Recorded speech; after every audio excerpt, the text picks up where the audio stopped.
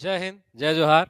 मैं स्वप्निल तिवारी इस digital platform में आप सभी का फिर से स्वागत करता हूं। दोस्तों, हॉस्टल वार्डन परीक्षा की तैयारी आपकी जम के चल रही होगी, यही आशा मैं आप सभी से करता हूं।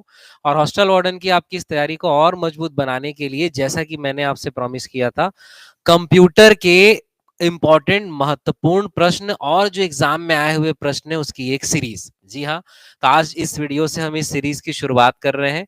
इस सीरीज के अंतर्गत कंप्यूटर के हम एमसीक्यू देखेंगे, जैसे आज का हमारा पहला टॉपिक है कंप्यूटर का परिचय और उसके प्रमुख भाग, इस चैप्टर से संबंधित महत्वपूर्ण प्रश्न।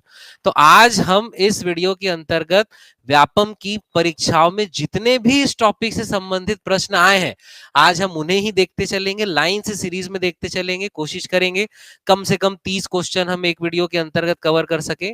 और इसके साथ ही हमारा जो ये इस वीडियो सीरीज को लाने का उद्देश्य है वो ये है कि जब हम एमसीक्यू को सॉल्व करते हैं तो केवल ये आंसर है ऐसे नहीं पढ़ना है, हमें उसके सारे ऑप्शन को स्टडी करना है। मतलब एक क्वेश्चन में 4 ऑप्शन दिए हैं, अर्थात हमें 4 आंसर की तैयारी करनी है। 4 स्टेटमेंट हमको पढ़ना है कि अगर इस प्रश्न का ये आंसर है तो बाकी 3 भी किस किस प्रश्न के आंसर हो सकते हैं, बाकी 3 का भी डिटेल एनालिसिस हमें करना है। तो इस प्रकार हम इस वीडियो सीरीज को शुरू करते हैं।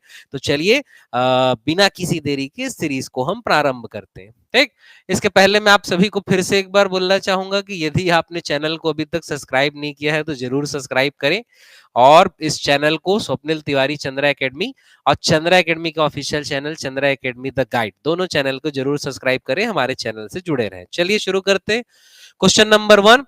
देखिए, कुछ प्रश्न ट्रिकी रहेंगे, कुछ प्रश्न हो सकता है आपके लिए नए रहे और बहुत सारे प्रश्न सरल रहेंगे, क्योंकि कंप्यूटर व्यापम की परीक्षाओं का लगभग एक पोर्शन रहता ही है।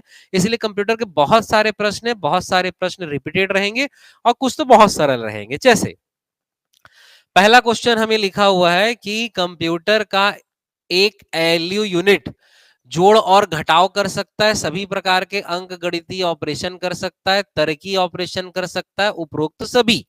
तो हमें समझना है एएलयू। एएलयू क्या होता है? एएलयू होता है arithmetic and logic unit. ALU कहने का मतलब क्या है भाई? एएलयू होता है arithmetic and logic unit. Arithmetic and logic unit, इसे हम क्या कहते हैं? एएलयू। एरिथमेटिक कहने का मतलब है ये गणितीय ऑपरेशन कर सकता है। एरिथमेटिक कहने का मतलब जोड़ घटाव गुणा भाग, 4 प्रकार के एरिथमेटिक ऑपरेशन कर सकता है। और लॉजिकल कहने का मतलब, लॉजिक यूनिट कहने का मतलब ये होता है आपके less than, greater than, less than equal to, greater than equal to, equal to, ये सभी साइन क्या कहलाते हैं? Logical operation. तो एएलयू के अंतर्गत विभिन्न प्रकार के ऑपरेशन होते हैं, जिसमें एरिथमेटिक में जोड़ घटाव गुणा भाग ऑपरेशन रहेगा और लॉजिकल में less than, greater than, less than equal to, greater than equal to and equal to operation होता है। अर्थात एएलयू लॉजिकल और एरिथमेटिक दोनों प्रकार के, सभी प्रकार के अंक गणितीय जोड़ घटाव और तार्किक, लॉजिकल मतलब तार्किक, इसलिए हमारा आंसर क्या होगा? ऑप्शन नंबर डी, उपरोक्त सभी। तो ऐसे ही हम एक छोटा सा टॉपिक एएलयू और उसकी सारी डिटेल को सीखते भी जाएंगे और उसका पूरा क्वेश्चन का आंसर भी देखते जाएंगे और उससे संबंधित क्या क्या फैक्ट रहते हैं उन्हें भी हम कवर करते जाएंगे। चलिए आगे चलते हैं। अब कुछ क्वेश्चन सरल रहेंगे, जैसे अगला क्वेश्चन, क्वेश्चन नंबर 2 हमसे क्या कह रहा है? कंप्यूटर का उपयोग किस क्षेत्र में कर सकते हैं? तो भाई दूरसंचार, टेलीकम्युनिकेशन। मैं आपको इंग्लिश में भी बताते चलूंगा, क्योंकि इंग्लिश ट्रांसलेशन के लिए समय नहीं हो पाया, इसीलिए इंग्लिश ट्रांसलेशन नहीं कर रहा हूं मैं यहाँ पर मैं आपको इंग्लिश में सारे टर्म बताते चलूंगा। तो जो इंग्लिश मीडियम वाले हैं वो भी निश्चिंत रहे, हम सारी चीजें इंग्लिश में भी देखते रहेंगे। तो कंप्यूटर का उपयोग किस क्षेत्र में कर सकते हैं? भाई दूरसंचार, टेलीकम्युनिकेशन, जी हाँ करते हैं, मोबाइल बातचीत की जा रही है। बैंकिंग, जी हाँ, नेट बैंकिंग, मोबाइल बैंकिंग सभी आजकल कंप्यूटर बेस्ड है। चिकित्सा, मेडिकल, मेडिकल में भी यहाँ कंप्यूटर का उपयोग किया जा सकता है, इसीलिए आंसर होगा उपरोक्त सभी। तो ऐसे बोनस क्वेश्चन एग्जाम में दिखेंगे जिसे छोड़ना नहीं है। अगले क्वेश्चन में आते हैं, क्वेश्चन नंबर 3।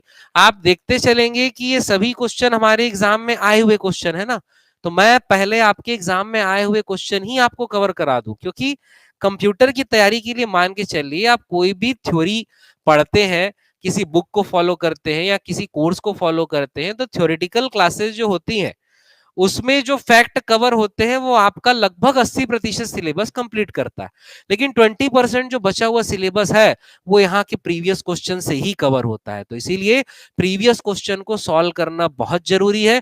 प्रीवियस क्वेश्चन ही आपके व्यापम की तैयारी करवाएगा, कंप्यूटर सेक्शन के लिए खासकर। तो इसीलिए हम प्रीवियस क्वेश्चन को टारगेट कर रहे हैं।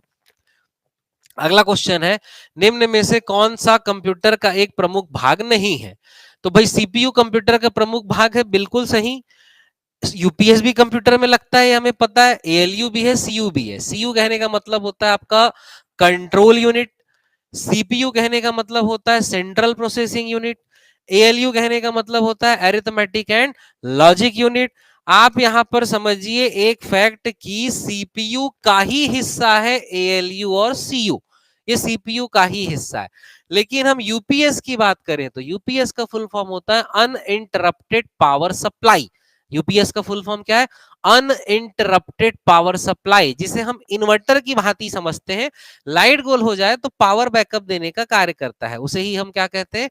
यूपीएस। तो पहले तो यूपीएस का फुल फॉर्म याद रखना है। यूपीएस का full form uninterrupted power supply, यानी पावर सप्लाई में कोई बाधा ना आए, ऐसा उपकरण क्या कहलाएगा? यूपीएस। तो यूपीएस किसी भी कंप्यूटर में लगने के लिए एसेंशियल पार्ट नहीं है, जरूरी पार्ट नहीं है। बिना यूपीएस के भी आप कंप्यूटर चला सकते हैं। बस दिक्कत यही होगी कि अगर बिजली गोल होती है, इलेक्ट्रिसिटी चले जाती है, तो आपका कंप्यूटर बंद हो जाएगा। लेकिन यूपीएस है तो 20-25 मिनट का पावर बैकअप मिलता है। तो इसीलिए निम्न में से कौन सा एक कंप्यूटर का प्रमुख भाग नहीं है? तो प्रमुख भाग कौन नहीं है? यूपीएस। हमें लगता है यूपीएस तो हम कंप्यूटर में लगे देखे हैं, वो उसका हिस्सा है, लेकिन वो कंप्यूटर का प्रमुख हिस्सा नहीं है, ध्यान रखेंगे। चलिए अगले क्वेश्चन में आते हैं। Question number 4। क्वेश्चन नंबर 4 हमसे क्या कह रहा है? निम्नलिखित में से कौन कंप्यूटर की एक प्रमुख क्रिया नहीं है? डेटा संग्रहण, हिंदी में लिखा है, मैं आपको इंग्लिश में बताते चल रहा हूं। डेटा संग्रहण कहने का मतलब डेटा सेव, डेटा भंडारण कहने का मतलब हुआ आपका डेटा स्टोरेज, डेटा विश्लेषण मतलब हुआ डेटा एनालिसिस, और डेटा प्रोसेसिंग, इंग्लिश ही टर्म है डेटा प्रोसेसिंग। तो देखिए सीपीयू सेंट्रल प्रोसेसिंग यूनिट, यानी कंप्यूटर प्रोसेस तो करता है, डेटा को प्रोसेस करेगा। कंप्यूटर में हम फाइल सेव भी करते हैं, यानी डेटा संग्रहण भी होगा। हम स्टोरेज भी करते हैं, ठीक। तो जो हार्ड डिस्क में हम डेटा स्टोर करके रखते हैं वो स्टोरेज कहला रहा है, स्टोरेज डिवाइसेस होती है। तो डेटा भंडारण भी होगा। लेकिन डेटा विश्लेषण, एनालिसिस, एनालिसिस कहने का मतलब ये होता है कि कंप्यूटर किसी चीज के बारे में जानकर सोचेगा और अपना निर्णय लेगा, जो आर्टिफिशियल इंटेलिजेंस करता है। लेकिन कंप्यूटर का ये प्रमुख क्रिया नहीं है। तो कंप्यूटर हमारे लिए डेटा विश्लेषण या डेटा एनालिसिस नहीं करता। समझते चलना है, कंप्यूटर कोई बहुत विशेष कठिन सब्जेक्ट नहीं है, प्रश्न भी कोई बहुत कठिन नहीं आते हैं। कंप्यूटर की तैयारी आपको बहुत मजबूत करनी है तो दो चीजें आपको करनी है। एक, किसी भी अच्छी बुक को पढ़ना है या किसी अच्छे कोर्स को ज्वाइन करना है, और दूसरा पुराने क्वेश्चन का डिटेल एनालिसिस करना है। तो पुराने क्वेश्चन का डिटेल एनालिसिस तो मैं आपको फ्री में करवा दे रहा हूं, लेकिन यदि आप कोई बुक लेते हैं या कोर्स को ज्वाइन करते हैं, आप मेरे कोर्स को भी ज्वाइन कर सकते हैं। कंप्यूटर के रिकॉर्डेड कोर्स मात्र 499 रुपए की फीस पे आपको उपलब्ध हो जाएगा, जिसमें कंप्लीट रिकॉर्डेड लेक्चर आपको मिलेंगे। और इसके अलावा कंप्यूटर की यदि आप लाइव क्लास भी करना चाहते हैं तो उसकी फीस मात्र 1000 रुपए रहेगी। 1000 के अंतर्गत कंप्यूटर का डिटेल क्लास को आप पूरा ज्वाइन कर सकते हैं, ठीक है। चलिए आगे चलते हैं, क्वेश्चन नंबर 5 देखते हैं।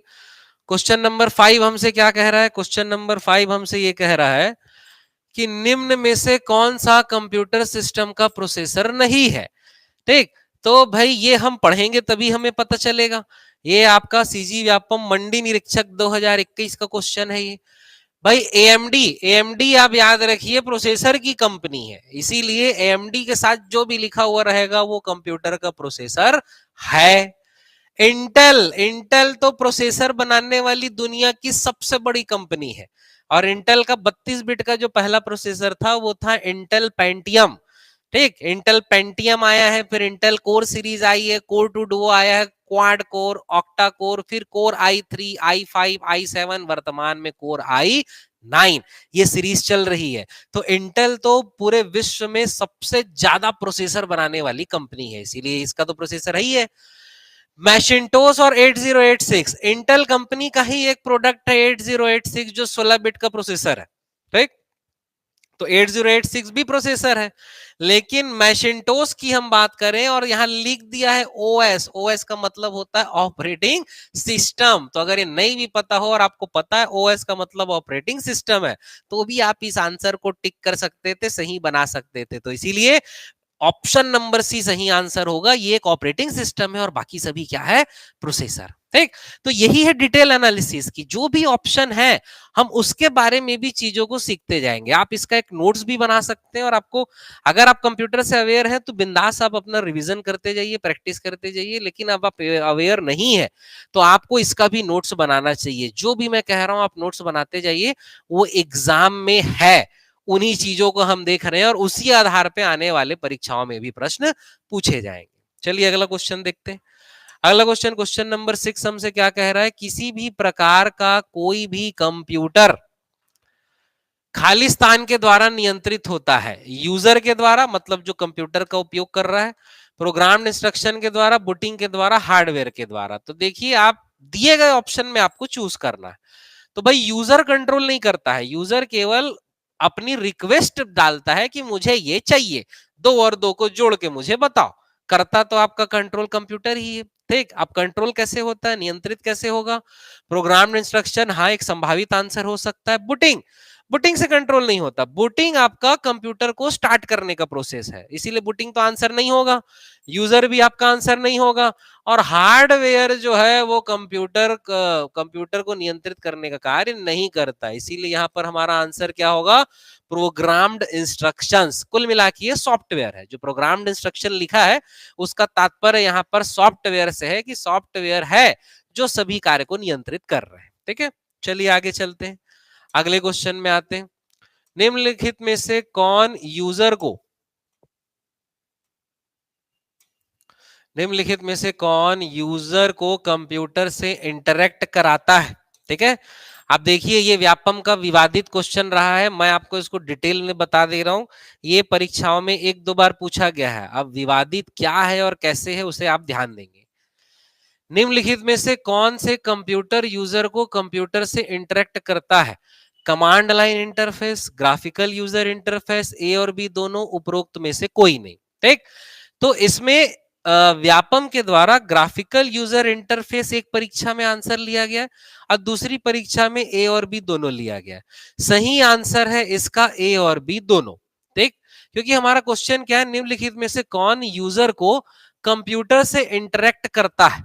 तो कंप्यूटर से इंटरेक्ट आपका कमांड लाइन इंटरफेस भी करता है और ग्राफिकल यूजर इंटरफेस।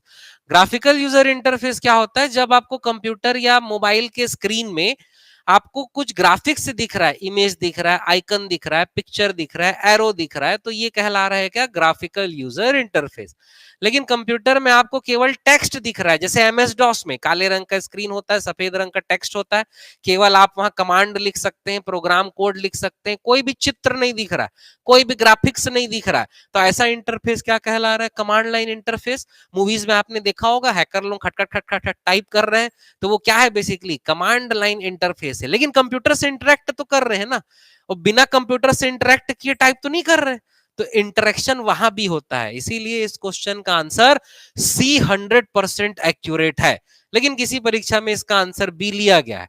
आप एक पॉइंट और समझिए, व्यापम की परीक्षाओं में ऑथेंटिक दावापत्ति नहीं पहुंच पाती, इसीलिए कंप्यूटर के कुछ क्वेश्चन किसी परीक्षा में कुछ और किसी परीक्षा में कुछ ले लिए जाते। तो मैं आपको एग्जैक्ट भी बताते जाऊंगा क्या है और परीक्षा में क्या लिया गया है वो भी बताते जाऊंगा, आपके सारे डाउट क्लियर हो जाएंगे।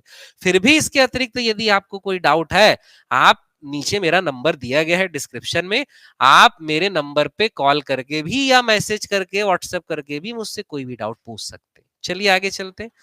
अगला क्वेश्चन हमारा क्या कह रहा है, सीरियल पोर्ट को सीरियल क्यों कहते हैं? ये भी एक विवादित क्वेश्चन है, एग्जाम में इसका आंसर भी गलत लिया गया है। तो इसे समझते हैं इसका आंसर क्या है। देखिए, सीरियल पोर्ट को सीरियल क्यों कहते हैं? सीरियल पोर्ट में सारे पिन एक लाइन में होते हैं, इसीलिए सीरियल पोर्ट कहते हैं। पहला पॉइंट यहां पर आपको यह सीखना है कि सीरियल पोर्ट में एक पिन ही होता है, सारे पिन, बहुत सारे पिन नहीं होते हैं, किसी भी सीरियल पोर्ट में एक पिन होता है।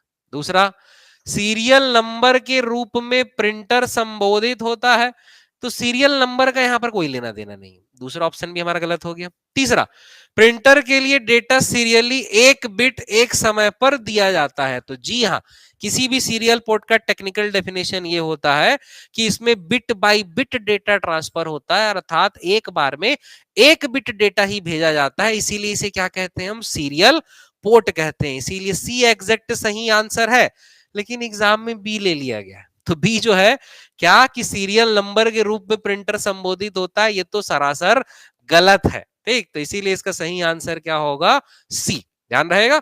चौथा जो लिखा हुआ है, आई ट्रिपल ई के द्वारा सीरियल पोर्ट को सीरियल नंबर दिया गया है, ऐसा कुछ भी नहीं। ठीक है, आई ट्रिपल ई आपका एक स्टैंडर्ड है जो सीरियल पोर्ट के लिए बनाया गया है। हाँ, आई ट्रिपल ई के द्वारा एक सीरियल पोर्ट का स्टैंडर्ड क्रिएट किया गया है, लेकिन आई ट्रिपल ई के द्वारा सीरियल पोर्ट को सीरियल नंबर दिया गया है, इसलिए उसे सीरियल कहा जाता है, ऐसा कुछ भी नहीं। ध्यान रहेगा। ठीक, चलिए आगे चलते हैं। अगले क्वेश्चन में आते हैं, क्वेश्चन नंबर 9। क्वेश्चन नंबर 9 हमसे क्या कह रहा है, कंप्यूटर का कौन सा भाग प्रोसेसर को बाकी हार्डवेयर से जोड़ता है।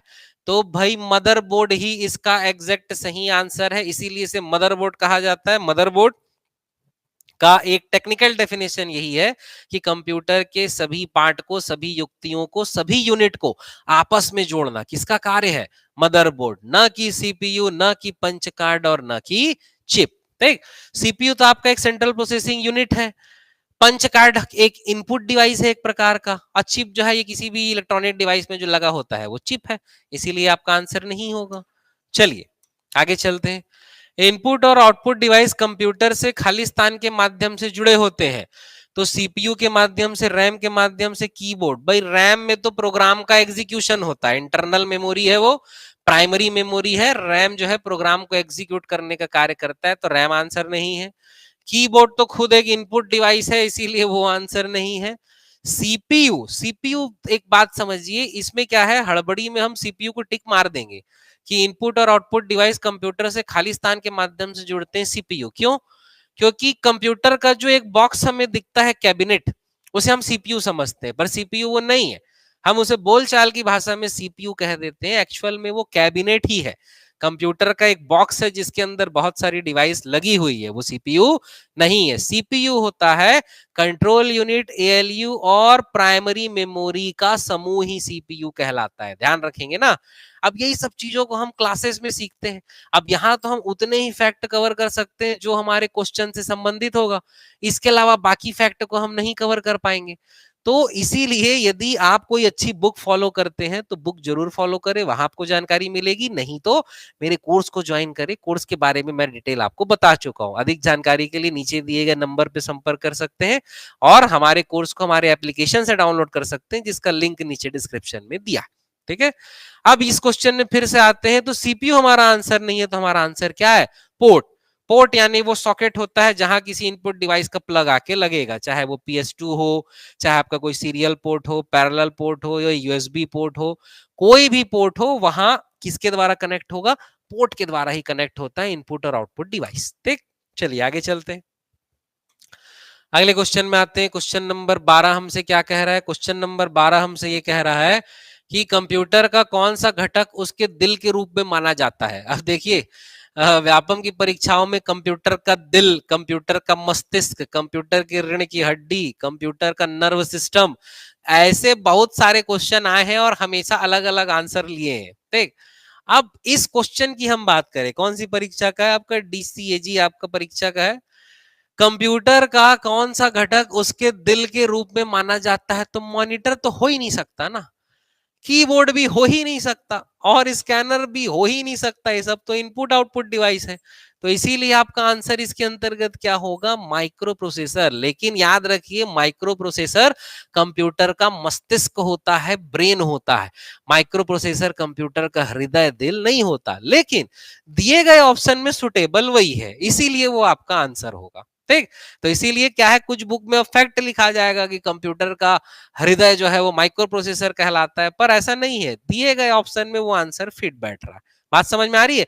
अभी इसी सीरीज में मैं आगे क्वेश्चन कराऊंगा, व्यापम का ही क्वेश्चन है, कंप्यूटर का मस्तिष्क का आंसर लिया है माइक्रो प्रोसेसर, इसी सीरीज में देखेंगे। चलिए आगे चलते हैं। अगला क्वेश्चन है हमारा गीगो। गीगो का संबंध किससे है? तो गीगो का संबंध किससे है वो जानने के लिए हमें पहले गीगो को समझना जरूरी है।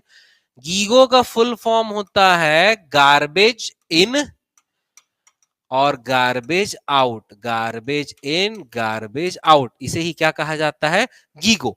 यानी कचरा अगर आप इनपुट करोगे तो कचरा ही रिजल्ट मिलेगा, इसे ही क्या कहते हैं? GIGO. Garbage in garbage out. अच्छा रिजल्ट डालोगे, अच्छा इनपुट डालोगे तो रिजल्ट भी अच्छा ही मिलेगा, यही इसका कॉन्सेप्ट है। तो अगर यहां मैं गार्बेज शब्द यूज कर रहा हूं तो गार्बेज शब्द का अर्थ क्या होता है? कचरा, गंदा।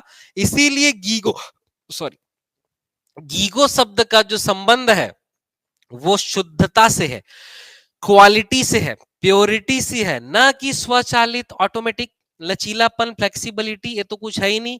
व्यापकता यानी डिटेल, ये सब चीजें है ही नहीं। इसीलिए गीगो शब्द का संबंध किससे होगा? शुद्धता से, कि आपका आंसर कितना शुद्ध आ रहा है। अगर आपने शुद्ध इनपुट किया है आंसर निकालने के लिए तो आपका आंसर शुद्ध आएगा। अगर गार्बेज इन किया है तो गार्बेज ही आएगा। कंप्यूटर में गार्बेज मतलब, बोलचाल की भाषा में गार्बेज मतलब कचरा होता है, लेकिन कंप्यूटर के टर्म में गार्बेज का मतलब गलत आंसर आना, उटपटांग आंसर आना। यानी मान लीजिए मैथ्स के किसी क्वेश्चन में आपका एग्जैक्ट आंसर 12 आना है, लेकिन आपने कुछ गलत इनपुट कर दिया, गार्बेज इन कर दिया, इसीलिए 12 दशमलव समथिंग समथिंग कुछ ऐसा आंसर आ रहा है, ऐसा। ठीक, समझ में आ रहा है? चलिए आगे चलते हैं। Question number 14। ठीक, अपरिष्कृत वस्तुओं का संग्रह है। अपरिष्कृत वस्तु, परिष्करण मतलब कहलाता है प्रोसेसिंग, और अपरिष्कृत यानी जो प्रोसेस नहीं हुआ है। ठीक है, तो थोड़ा हिंदी इंग्लिश ऐसा आप मैनेज करके चलेंगे। तो जो प्रोसेस नहीं हुआ है वो क्या कहलाता है? डेटा। और जो प्रोसेस हो चुका है वो क्या कहलाता है? इंफॉर्मेशन। तो अपरिष्कृत वस्तुओं का संग्रह क्या कहलाएगा? डेटा। ध्यान रहेगा। तो कंप्यूटर का बेसिक है ये, कि डेटा सीपीयू में जाकर प्रोसेस होता है और क्या बनता है? इंफॉर्मेशन। और यही एक कॉन्सेप्ट से कम 50 क्वेश्चन एग्जाम में आए हैं, यहां अभी आपको दिख जाएंगे। चलिए आगे चलते हैं, अगले क्वेश्चन में आते हैं। 8085 एक खालिस्तान बिट माइक्रो प्रोसेसर है। तो याद रखिए 4004 4 बिट माइक्रो प्रोसेसर है। 8085 8 बिट माइक्रो प्रोसेसर है। इस क्वेश्चन का आंसर होगा option number B. 8086 16 bit micro processor है, और पेंटियम से 32 बिट माइक्रो प्रोसेसर की शुरुआत होती है। ठीक है, ध्यान रहेगा। चलिए आगे चलते हैं। अब आते हैं क्वेश्चन नंबर 16। क्वेश्चन नंबर 16 हमसे क्या कह रहा है?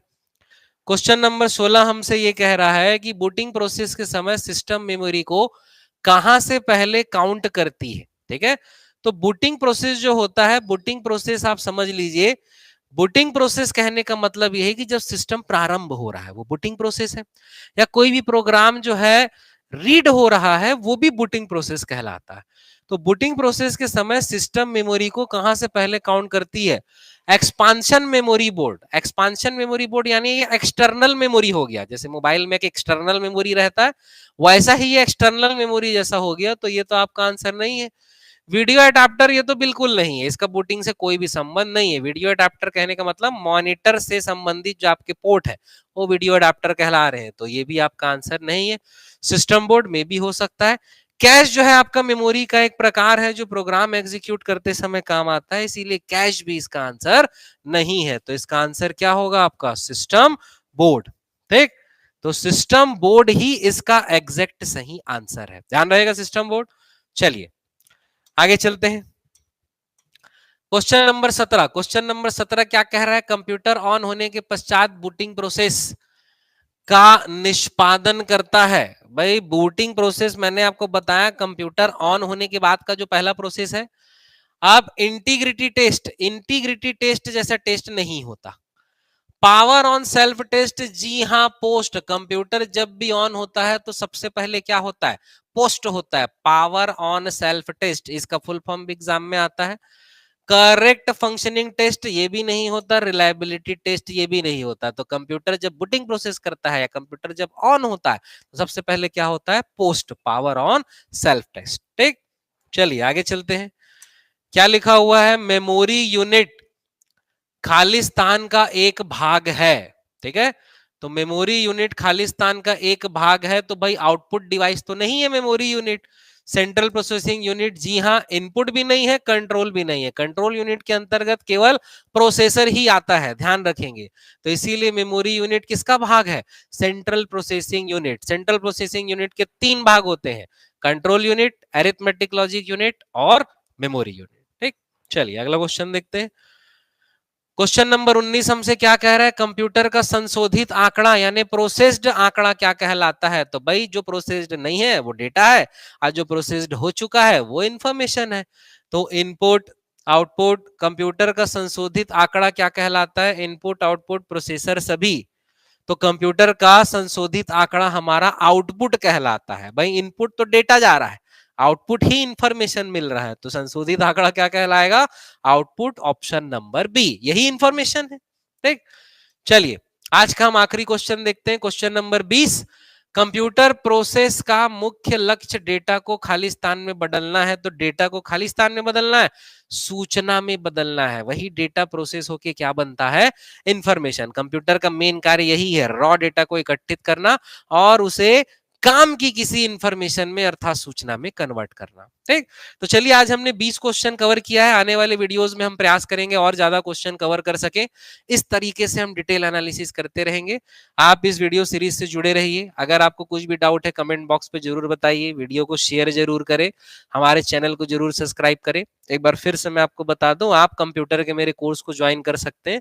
ऑनलाइन कोर्स की फीस मात्र 499 रुपए और लाइव क्लास आप 1000 रुपए में ज्वाइन कर सकते हैं। इसके अतिरिक्त हॉस्टल वार्डन का कंप्लीट रिकॉर्डेड कोर्स, व्यापम का long term course, CGPSC prelims और मेंस के लाइव तथा रिकॉर्डेड कोर्स भी आप हमारे एप्लीकेशन के माध्यम से ज्वाइन कर सकते हैं। ठीक, तो चलिए अगले वीडियो में मिलते हैं, तब तक थैंक यू।